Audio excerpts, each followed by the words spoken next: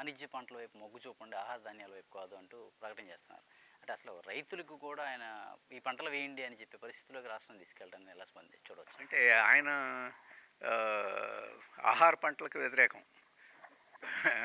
వ్యాపార పంటలకి అనుకూలం. అందుకనే త్రిబుల్ సి కోకోనట్టు, కోకోవా అని ఈరోజు అంటున్నారే. ఆయన మొదటి నుంచి ఆహార పంటలకు వ్యతిరేకమా, లేకపోతే ప వ్యాపార పంటలకు అనుకూలం అనే సమస్య కాదు. రైతులు ఏం కోరుకుంటున్నారు, వాళ్ళకి ఏం మేలు చేయాలని చెప్పేసేది ముఖ్యం. కానీ ఈరోజు ప్రపంచంలో అమెరికా ఇటువంటి దేశాలు, యూరోప్‌లో ఇటువంటి దేశాలు ఆహార పంటలు మనలాంటి దేశాల్లో ఉండకూడదు అని కోరుకుంటున్నాయి. ఎందుకంటే వాళ్ళకి కావలసిన సరుకులు వాళ్ళ దేశంలో పండవు.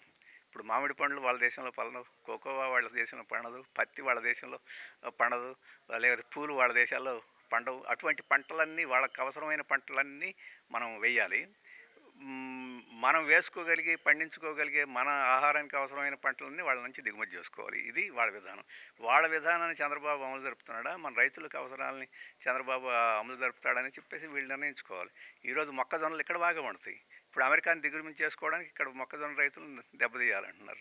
సోయాబీన్ బాగా పండుద్ది, వాళ్ళ కోసం మనం సోయాబీన్ దిగుమతి చేసుకోవాలంటున్నారు. మనకు కూడా పాలు అవి గేదెల పాలు అయిన బాగానే పండుతాయి.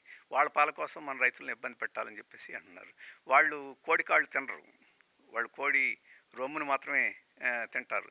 వాళ్ళకి కోడి కాళ్ళు మిగిలిపోతున్నాయి కాబట్టి ఇక్కడ కోళ్ళ పరిశ్రమలను దెబ్బతీసి కోళ్ళు కాళ్ళను దిగుమతి చేసుకోవడానికి అవకాశం ఇవ్వమంటున్నారు. అందుకని ఇక్కడ రైతుల ప్రయోజనం ముఖ్యం. అమెరికాలో ఉండే, యూరోప్లో ఉండే వాళ్ళు ఆధునిక వాళ్ళు రైతులు కూడా కాదు, ఆ ఇండస్ట్రీలే, ఆ వ్యవసాయం కూడా ఇండస్ట్రీ, వాళ్ళ ప్రయోజనం ఏది ముఖ్యం అని చెప్పేసేది ఇప్పుడు చంద్రబాబు నాయుడు గారు ప్రజల్లో ఇదంతా అర్థం చేసుకొని వాళ్ళు ఆలోచన చేసి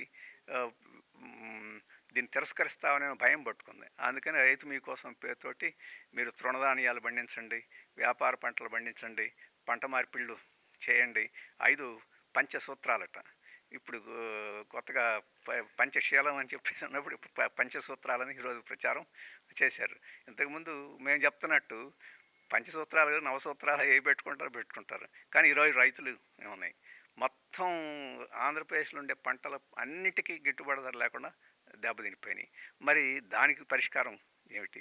మొత్తం ఏదో ఒక రకమైన తుఫాను అవి వచ్చి మొత్తం పంటలు దెబ్బతింటున్నాయి. ఆ రైతులను ఆదుకునేదానికి ఏంటి? మన రాష్ట్రంలో ఉన్నంత కౌలు వ్యవస్థ ఇంకే రాష్ట్రం లేదు. ఆ కౌలుదారులకి ఏ రకమైన హక్కులు లేవు. ఇటువంటివి ముందుకు తీసుకొచ్చి వీటిని పరిష్కారం చేస్తే రైతులు సంతోషిస్తారు. అది చేయకుండా ఈరోజు ట్రంప్ ప్రయోజనం, అమెరికా ప్రయోజనం, వాళ్ళ ప్రయోజనం కోసం మన వ్యవసాయాన్ని తీర్చిదిద్దడం అని చెప్పేసి మంచిది కాదు. వ్యవసాయంలో జనాన్ని తగ్గించి యాంత్రిక యంత్రాలను బాగా ప్రోత్సహిస్తూ ఉన్నారు. మంచిది, యంత్రాలను ప్రోత్సహిస్తే అక్కడ పని తగ్గిన వాళ్ళకి ఇక్కడ పని కల్పించండి. అది కల్పించకుండా యంత్రాలను ప్రోత్సహిస్తే అక్కడ సమస్య వస్తుంది తప్ప ఇంకోటి కాదు. అందుకని వ్యవసాయం మీద ఆధారపడకుండా ఇతర పారిశ్రామికీకరణ పెంచి ఆ రకంగా రైతాంగానికి అక్కడ ఉండే ఒత్తిడిని తగ్గించదలుచుకుంటే అది వేరే. దానికి ఈయన ఉపన్యాసం అక్కర్లే. ఇక్కడ పారిశ్రామికీకరణ జరుగుతూ ఉంటే, పట్టణీకరణ జరుగుతుంటే గ్రామాల నుంచి ఇక్కడికి వస్తారు. ఆ రకంగా వ్యవసాయం మీద ఒత్తిడి తగ్గుద్ది. వ్యవసాయం మీద ఒత్తిడి తగ్గినప్పుడు వాళ్ళే యంత్రాల వైపుకు పోతారు. నువ్వేమి ఒత్తిడి చేయక్కర్లా. కానీ అటువంటి సమగ్రమైన దృక్పథం లేకపోవడం అనేది ఈరోజు రైతులను మోసం చేయడానికి దారితీస్తుంది. ప్రభుత్వం కూడా చంద్రబాబు నాయుడు నేను రైతు కుటుంబం నుంచి వచ్చానని చెప్పుకొని మనం రైతులను మోసం చేయడానికి, కార్పొరేట్ పెట్టుబడికి కోసం మనం వాళ్ళని అన్యాయం చేయడానికి పూనుకోవడం అనేది దురదృష్టకరమైన విషయం. చివరిగా రాష్ట్రంలో మెడికల్ కాలేజీల విషయంలో గవర్నమెంట్ మెడికల్ కాలేజీని పీపీపీ పద్ధతిలో తీసుకెళ్తున్నారు. దీనిపైన ఇప్పటికే చాలా తీవ్రమైన నిరసన వ్యక్తం అవుతుంది. దీని మీద సిపిఎం పార్టీకి ఎలా స్పందిస్తారు? అంటే పీపీపీ ఇప్పుడు ప్రభుత్వ రంగంలో వైద్యం ఉంటే ఆ వైద్యంలో కూడా పెట్టుబడులు పెట్టి లాభాలు చేసుకునేదానికి అవకాశం ఉండదు. ఇప్పుడు కార్పొరేట్ హాస్పిటల్స్ విపరీతంగా వచ్చినాయి. విద్యారంగంలో కార్పొరేట్ కాలేజీలు, స్కూళ్ళు, విద్యా సంస్థలు విపరీతంగా వచ్చినాయి. దాదాపు ఆ హాస్పిటల్ రంగంలోనూ, విద్యారంగంలో డబ్బులు సంపాదించిన వాళ్ళు ఎక్కువ మంది ఎమ్మెల్యేలు, ఎంపీలు కూడా రాజకీయాలను శాసించే స్థితికి వచ్చారు. ప్రభుత్వ విద్యారంగం, ప్రభుత్వ వైద్య రంగం అనేది చాలా బలంగా ఉండి ప్రజలకు సేవలు అందిస్తుంటే ఎటువంటి వాళ్ళకి అందరికీ అవకాశం ఉండదు. కానీ ఇంకా ప్రభుత్వ విద్యారంగం, ప్రభుత్వ వైద్య రంగం ఇంకా ఉంది. దాన్ని కూడా డిస్మెంటిల్ చేయాలి. దాన్ని ఒకేసారి తీసేస్తామని ప్రజలు ఒప్పుకునే పరిస్థితి లేదు. అందుకని క్రమక్రమేణా ముక్కలుగా దాన్ని ఇప్పుడు చేస్తున్నారు. అందుకని పీపీపీ మోడల్ ఏకంగా ప్రైవేటీకరణ చేయడం ఒక మార్గం అయితే, ఆ దశకి ఆ మార్గంలో ఇంకొక మజిలీ ఏమిటంటే పీపీపీ మోడల్ని ఈరోజు వాస్తవంగా ఈ 10 మెడికల్ కాలేజీలని ప్రభుత్వ రంగంలో ప్రారంభించింది. కొన్ని నిర్మాణాలు కూడా జరిగినాయి. మధ్యలో దీన్ని వదిలించుకోవడానికి జగన్మోహన్ రెడ్డి ప్రయత్నం కూడా చేశాడు. ఈ లోపల ఆయనే పోయాడు. ఇప్పుడు జగన్మోహన్ రెడ్డి ఏ ప్రయత్నం అయితే చేశాడో ఆ ప్రయత్నాన్ని ఇంకా ముమ్మరంగా చంద్రబాబు కొనసాగిస్తున్నాడు. జగన్మోహన్ రెడ్డి విధానాన్నే ఈరోజు చంద్రబాబు కొనసాగిస్తున్నాడు.